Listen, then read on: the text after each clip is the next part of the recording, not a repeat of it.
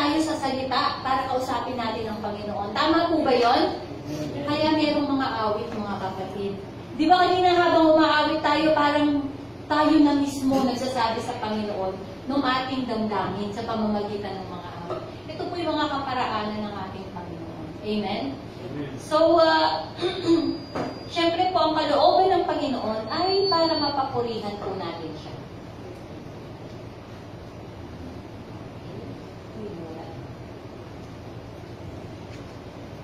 Komportable na po ba kayo sa mga upuan niyo? Ayan. Kung komportable na po kayo, tayo mag-umpisa. Ilagay natin siya sa ayun. Ayaw niya, kahit na duplicate. Okay na. Slide number 7 po yata yun.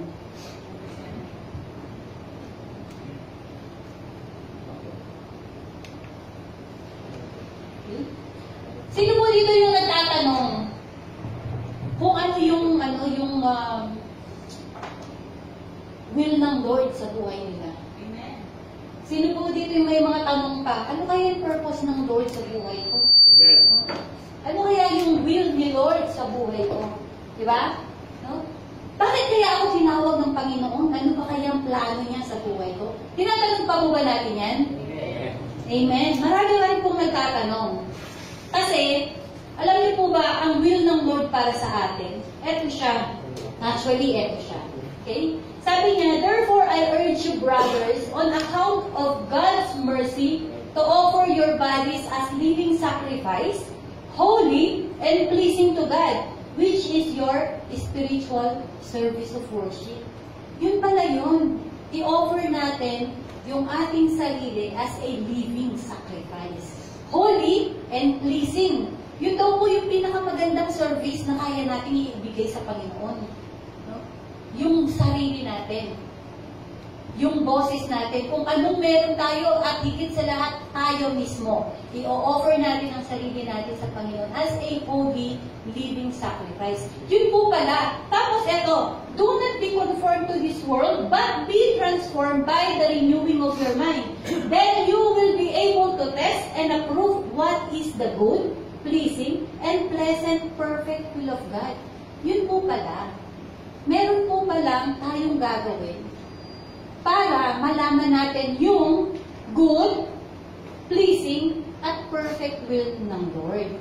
Kaya minsan, Lord, bakit naman hindi mo ko pinayagang makapunta sa New Zealand? Bakit, Lord, na natanggal ako sa work?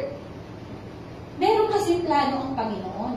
Kaso, hindi natin yan makikita kung sarili nating pag-iisip, perception ang gagamitin natin. Palagi tayong mauuwi.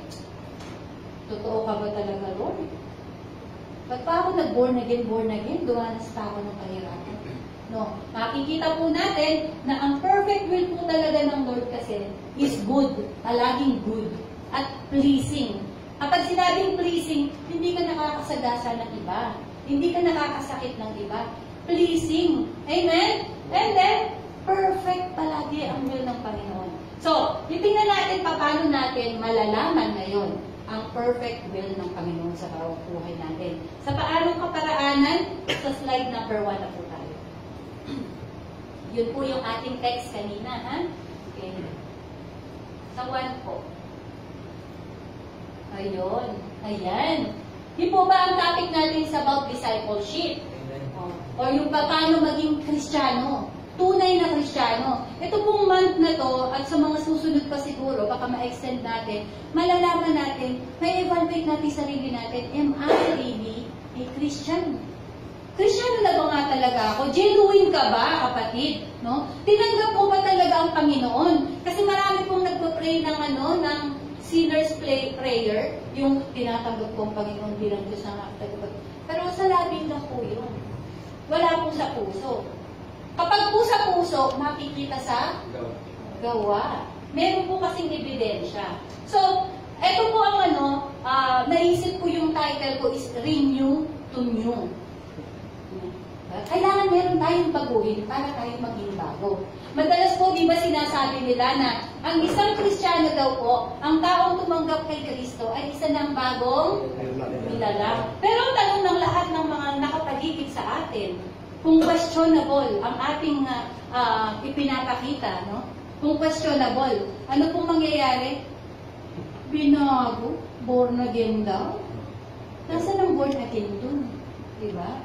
Sa Kapampangan pa po, sabi, bolang again. Alam niyo po yung bolang? Sira ulo ulit. Bolang po sa Kapampangan. Bolang again ang tawag nila sa mga born again. Kasi hindi nakikitaan ng pagbabago eh. Walang ebidensya. No. Kung Bisaya man, walang ebidensya. Tama? Walang ebidensya. Paano mo masasabing new creation, kapatid? Okay? So, tingnan natin kung tayo may bagong creation na sa ating Panginoon. Amen po? No, wala.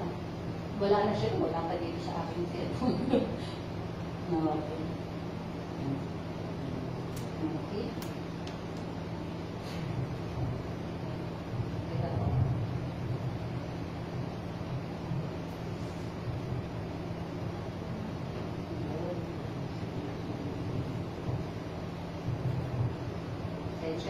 Okay, renew to new.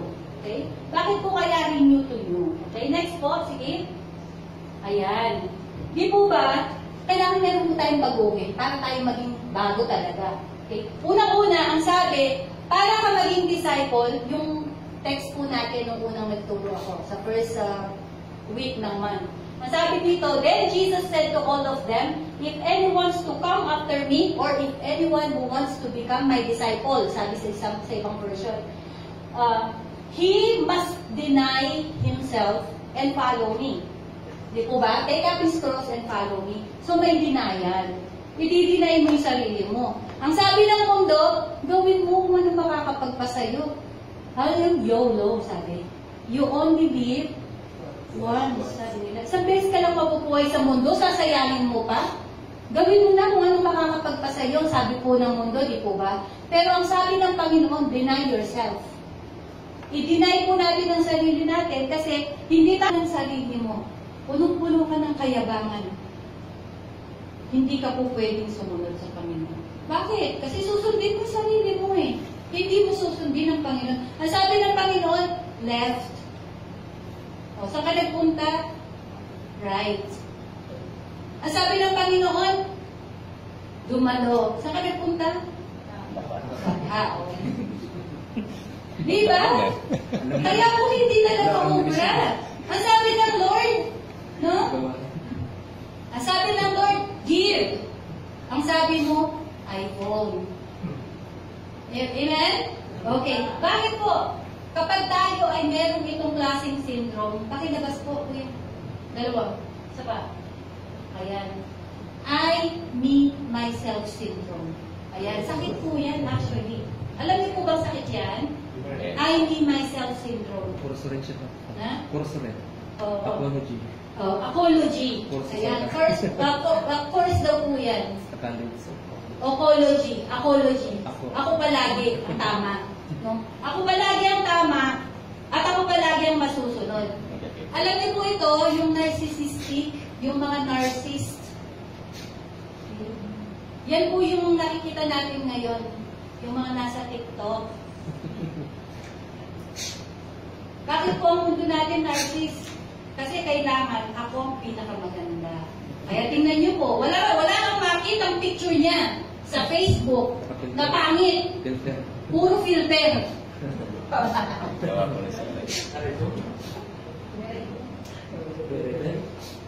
Ay, ang salita po ng Panginoon ay masakit. Hindi po ako nagsasalita.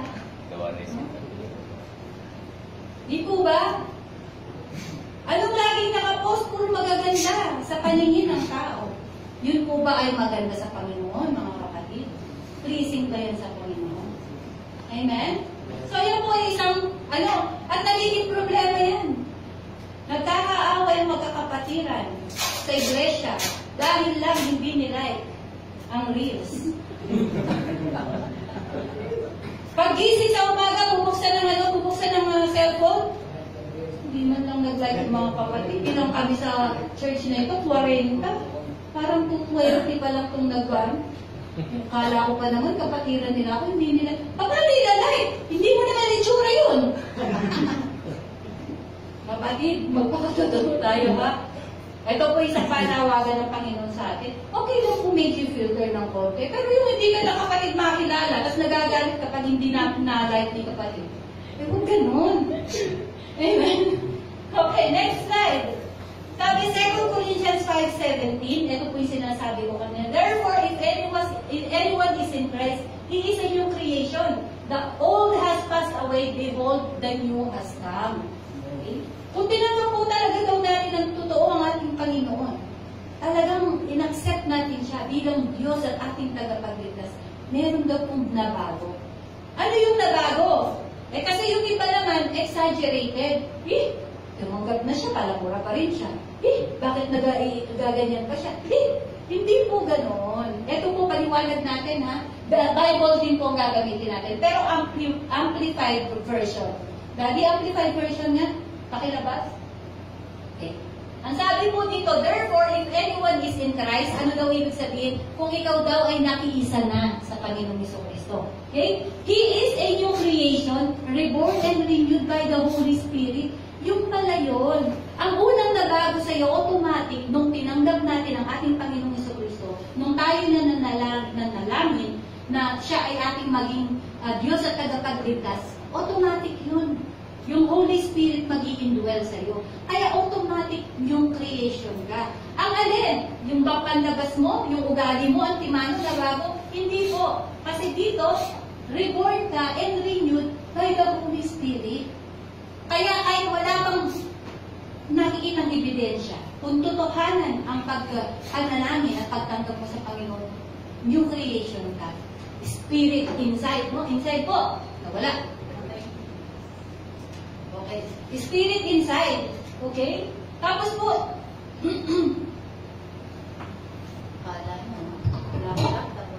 okay. Tapos ngayon, the old things has gone, sabi niya. Ano daw yung old things? Yun daw po yung dating spiritual status mo. Ano ba yung dating spiritual status mo? Patay. Hindi ka maibigin sa mabuti. Palaging masama ang lagi nating kinukumpuni sa isipan natin. Yung po yung totoong status ng isang tao, palagi pong kasamaan ang iniisip niya. Palaging kayamanan, palaging makamundo ang kanyang iniisip. Wala kasi yung spirit being. Pero dahil na-reborn, yung spirit natin, na-renew yung spirit natin, therefore, bago ka ng nilalang. Okay? Tapos, sabi dito, etong maganda, behold, sabi niya, behold, new things have come. Ikaw ay binago na, sabi niya. New things have come. Ang bagong bagay ay dumating na sa buhay mo. Dito na po mag-uumpisa yung changes outwardly. So, yung unang-unang new na sinasabi, inside yun, inward. Yung spiritual being po natin, bago agad yun. Antimano, malinis. No, malinis yung konsensya, wala na nakatawad na, malinis ka na, bago pa lang nilalang.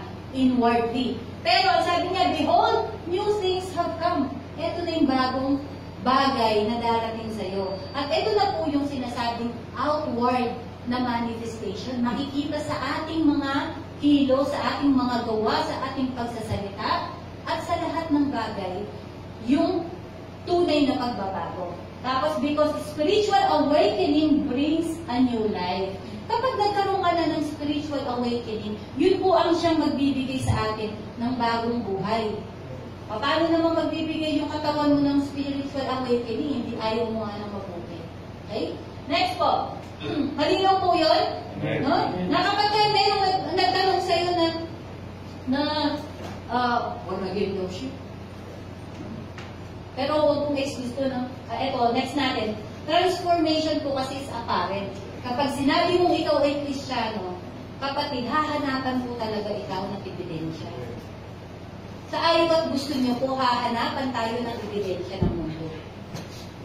Eh kung yung scientist nga, hanggang sa panahon ngayon, pinapahindihan nila ang Bible. Sinasabi nilang hindi ito totoo. Diba? Kaya sila experiment, nag-aaral patungkol sa Bible, yung mga settings sa Bible, let's say yung Sodom at Gomorrah, pinupuntahan po nila yung mga lugar na yan kung talagang merong Sodom at Gomorrah. Pero at the end, anong nangyayari? Napapatunayan nila na totoo ang Bible, yung mga atheist na hindi naniniwala sa Diyos, naniniwala na sa Panginoon ngayon. Bakit? Kasi may ebidensya. Oh. At ang pinakamahalagang ebidensya na kailangang makita na hindi pwedeng pasubagian ng science, yung buhay natin. Yung change life natin. Kaya kung tunay tayong Kristiyano at sinasabi natin tayo born again Christian, there is a change life. Okay? Kasi po transparent, dapat talaga apparent, talaga kitang-kita ang pagbabago. Bakit? 2 Corinthians chapter 3, verse 18. Okay. Ay, bakit 18? 17, 18. Now the Lord is the Spirit, and where the Spirit of the Lord is, there is freedom. So ano po ba yung freedom unang-una sa sarili natin? Okay? Kasi yung sarili natin talaga, ang gusto mo ito eh. So magkakaroon ka ng freedom una sa sarili mo, no? And then, ang sabi, and we all have been unveiled in faces, beholding as in the mirror, the glory of the Lord, are being transformed into the same image from glory to glory. Kaya ito yung sinasabi na ikaw ay natatransform. Pag ikaw ay tumanggap sa Panginoon, palagi ko pong, tandaan niyo po, bakit ko po palagi itinitin genuine, tunay na tumanggap sa Panginoon. Kasi pag tunay, merong pagbabago. Kasi mismo ang Bible na nagsabi, we are transformed from glory to glory. Etong excuse na yun ng iba. No, kapatid, 3 years na. Ate Michelle, 3 years na Kristiyano. Kapag sinita mo, at yung iba sabihin naman, kahit huwag na yung katulad ng Kristiyano, yung kasamahan na lang niya sa trabaho, akala ko ba born again Christian ka? Eh, pambira naman eh. Tinatransform na ako ng word from glory to glory. Kapatid, 3 years na. 3 years na yung pagmumura mo, nandyan pa. Anong transform? Niloloko mo ba ang Panginoon? Ganun ba kahina ang Panginoon? Ganun ba kahina ang banal na Espiritu? 3 years na, kapatid. Ginagamit ko bang excuse ito? Ginamit ko bang salita ng Diyos para maka-excuse ka, ha? Transform from glory to glory. Ibig sabihin, mayroong pagbabago. Kapag walang pagbabago, kapatid, questionin mo sarili mo, baka hindi naman tunay yung kaligtasan na tinanggap mo, ha? Born again ka ba talaga? Okay? Sorry po, ha? Ako po yung talagang salita po ng Lord ko, hindi po ako. Okay? Okay, next po. Therefore, pag sinabi natin renew to new, anong ibig sabihin? Next, ang ibig sabihin lang ay transformation. Unang-una, kailangan pala matransform muna tayo bago natin malaman yung perfect, yung good, pleasing, at perfect will ng Panginoon. Hindi pala natin yan malalaman talaga hanggang hindi tayo nag-transform. Eh, puro carnal eh. Puro makamundo niniisip mo, palaging TikTok. Kung sino-sinong pina-follow up mo. Palaging YouTube, palaging, kapihan at chismisan ng buhay ng may buhay. Eh, paano nang malalaman ang will ng Lord? Diba? Kung gusto natin malaman, kailangan tayo matransform. Sa paano para tayo matransform? Next. Ayan.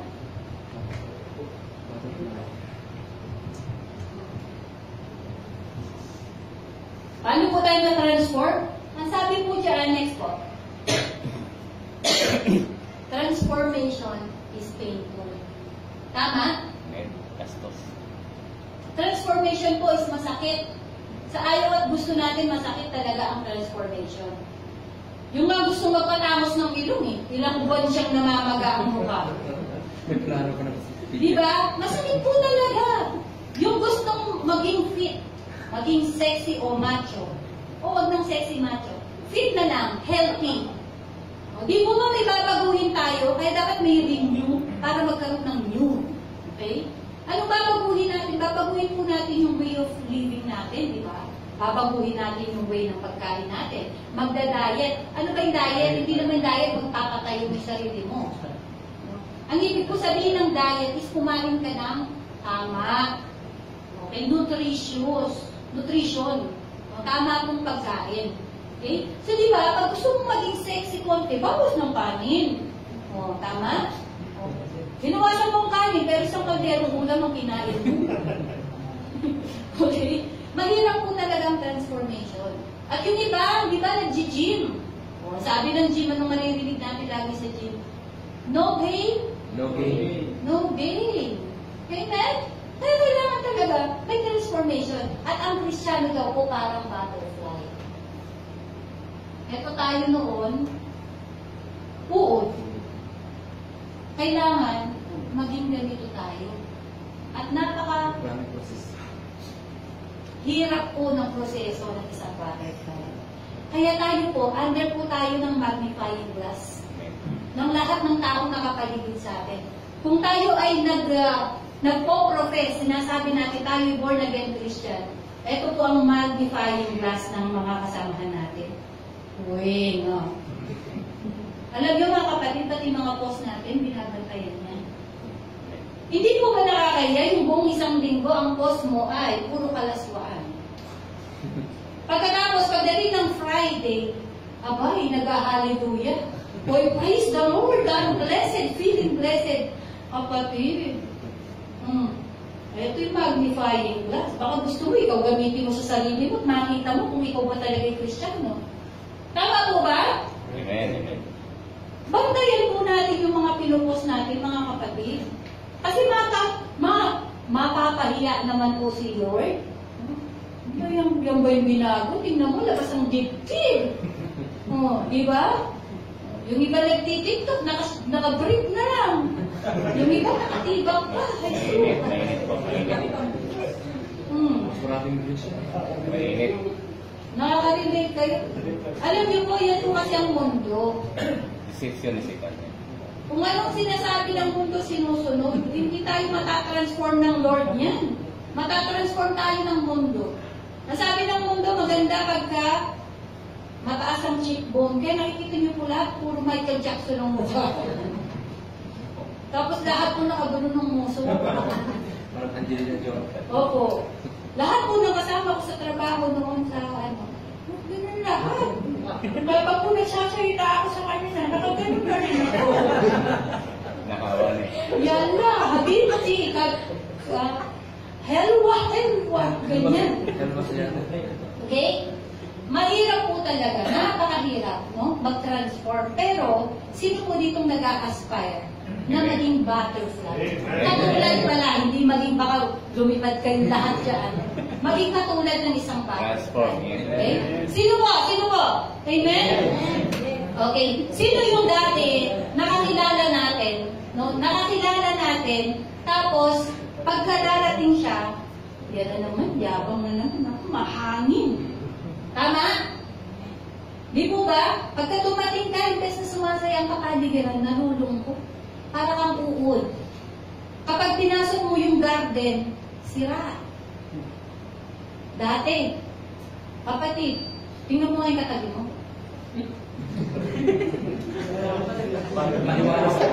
Mukha pa rin mag-uod.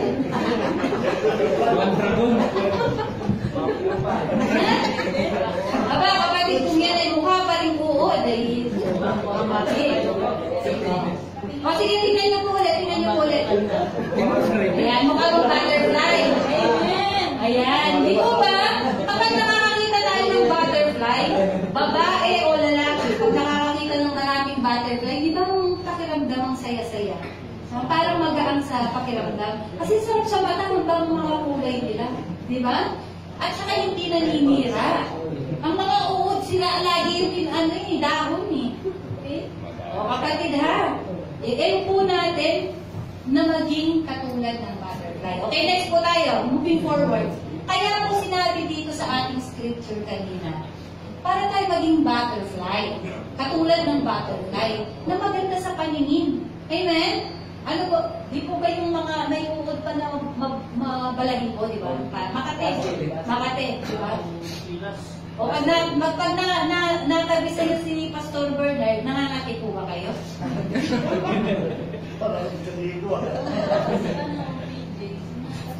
Okay? See?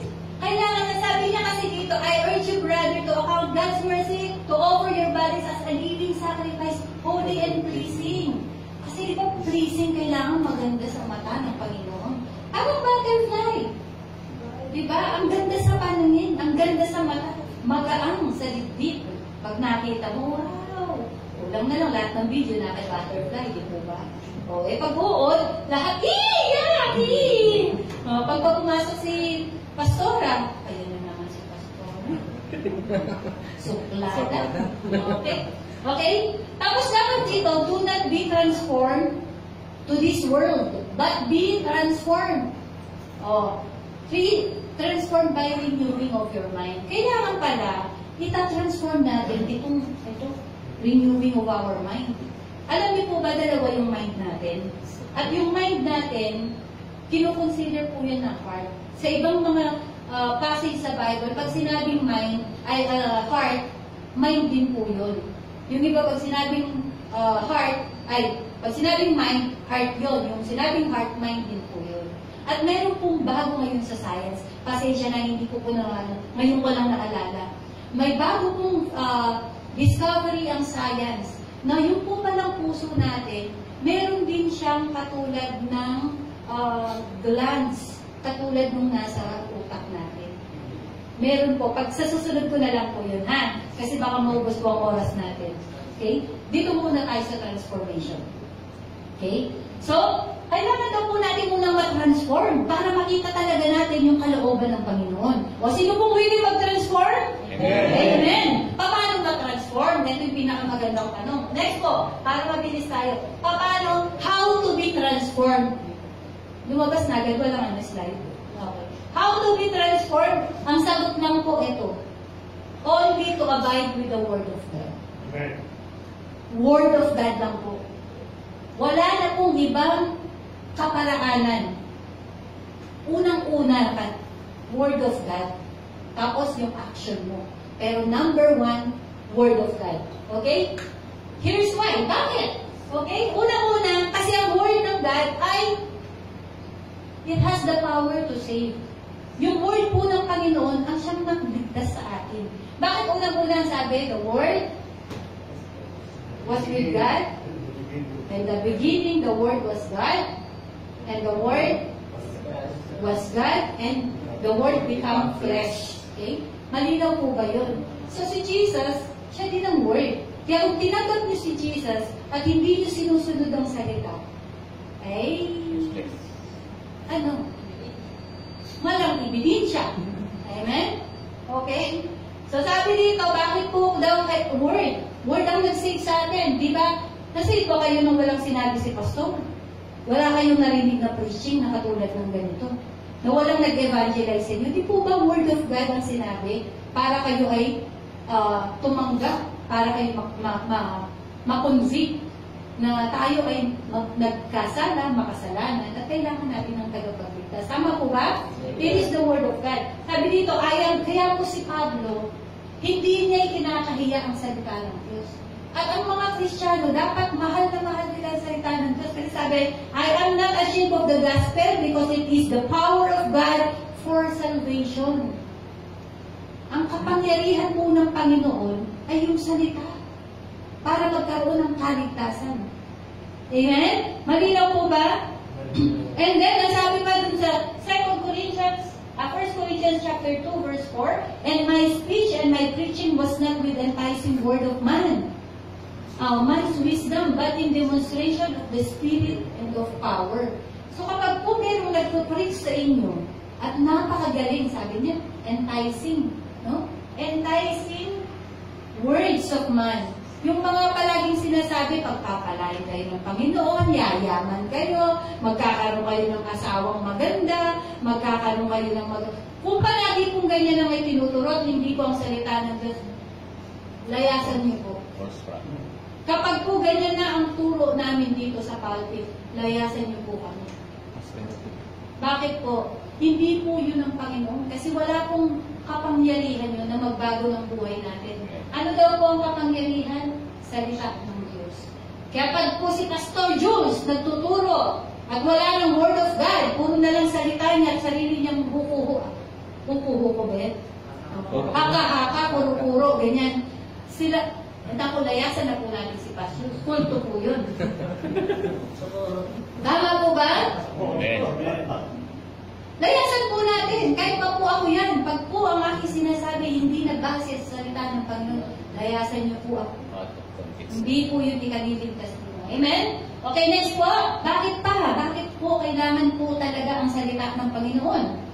Okay? Ang sabi ko, the word validates you and set you free. O, ito yung nag-validate. Yung salita din ng Panginoon. Kung ikaw ba talaga yung tunay na Kristiyano, salita ng Panginoon ang mag-validate. Bakit? Anong sabi ng salita ng Panginoon? If you continue in my word, you are truly my disciple. Oh, yun pala yun. Malinaw? If you continue. Yung iba po, if you abide. Kung nananatili tayo sa salita ng Panginoon, ibig sabihin tayo ay disciple. So, sino po nag-validate? Ang tao? Hindi po. Hindi po si pastor ang nag-validate. Uy, totoong Kristiyano yan. No? Wala pong taong magsasabi na siya'y tunay na Kristiyano. Ang mag-validate po ang salita ng Diyos. And by the way, kapag po humarap tayo sa Panginoon, sa day of judgment, salita din po ang mag-judge sa atin. Salita din po ng Panginoon ang mag-judge sa atin. Therefore, no? Tayo daw po ay tunay na disciple. And then, you will know the truth and the truth will set you free. Kaya kailangan na nanatili tayo sa salita ng Panginoon. Pinangahawakan natin ang Word of God para malaman natin ang katotohanan. At ang katotohanan ang siyang magpapadaya sa atin. Amen? Lahat po ng tanong natin sa buhay, nasa Bible po yan. Kaya, palagi po tayong babalik sa Bible. And then next, so na-validate na tayo. Tayo, ang sabi ng Panginoon, ang sabi ng salita ng Diyos, dahil tayo ay patuloy. Paano ba natin na masasabi na tayo ay sumusunod sa salita ng Diyos? Na tayo ay nag-aabay, tayo ay sumusunod, tayo nananatili sa salita ng Diyos. O, ang sabi kailangan yung Sabbath day, huwag natin kakaligtaan. O, kung hindi ka nadalo ng Sabbath day at ang dahilan mo, kapatid, alam naman ng Lord ang puso ko. Mabait naman tayo. Diba? Tumutulong naman ako sa magulang ko.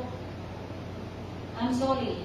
I just wanted to be honest. Not by my own knowledge and opinion, pero sabi po ng salita ng Diyos. Hindi ka validate as totoong Kristiyano kung hindi mo pinapanatili o isinasagawa ang salita na nababasa natin at naririnig natin. Okay? The Word will fill and satisfy you. Oh. Ito po napag-aralan namin ng Bible study. Ang tao, siya ay more than matter. Kasi siya ay spirit being. Kaya kahit na anong yaman niya, kahit anong success niya, palaging merong emptiness. Palaging merong uhaw, merong hinahanap na hindi niya maunawaan. Bakit po? Kasi ang tao ay spirit being. At walang makakapuno ng emptiness, ng kakulangan ng isang tao. Kahit siya pa ay pinakamayaman na, wala pong makakapuno. At tingnan niyo yung mga mayayaman, payaman pa ng payaman. Diba? Hindi tumitigil. And mind you, mga milyonaryo na may utang pa sa bangko. Ikaw, daddy, may utang ka sa bangko? O, yan ang meron. May hulugan na ay kotse nila. Okay? Ibig sabihin, ito yung mga mayaman na, pero gusto pang maging mayaman. Hindi na kukontento. Yung sikat, gusto pang maging sikat. No? Nung una, nag-umpisa siya, patwitams lang, pa-cute-cute lang siya. Ganyan lang. O ngayon, hindi na yung cute face niya pinakita niya, kung kanunuan niya na talaga nakaladad na sa tingin. Kasi hindi po nasasatisfy yung tao. Ano lang magsasatisfy sa tao? Ang Diyos. At ano yun? Bakit ang sabi dito, the word will fill at satisfy. Bakit? The bread of God is He who comes down out of heaven. Sino yun? Si Jesus Christ. And gives life to the world. Binigyan pa ng buhay ang mundo. Tapos tanong ng mga mga disciple, mga Hebrew. Sabi niya, Sir, they said give us the bread every day. Nung sinabi ko, pinapaliwanag ni Jesus Christ na hindi daw po yung mana na kinain sa Old Testament, yun ang mga tunay na pagkain. Ang tunay daw pagkain ay yung bread of God, mismo si Jesus Christ na bumaba. And then, ang sagot niya, si Jesus ang sumagot. Ang sabi niya, I am the bread of life. Whoever comes to me will never hunger. Okay. And whoever believes in me will never thirst. Malinaw po ba? Yes. Yung kakulangan mo, kapatid, at sana, baka si Steve Jobs na patay na, no? Baka si sa Zuckerberg. Okay, yung may-ari ng Facebook, aba ay nanonood sa atin, marinig niya ang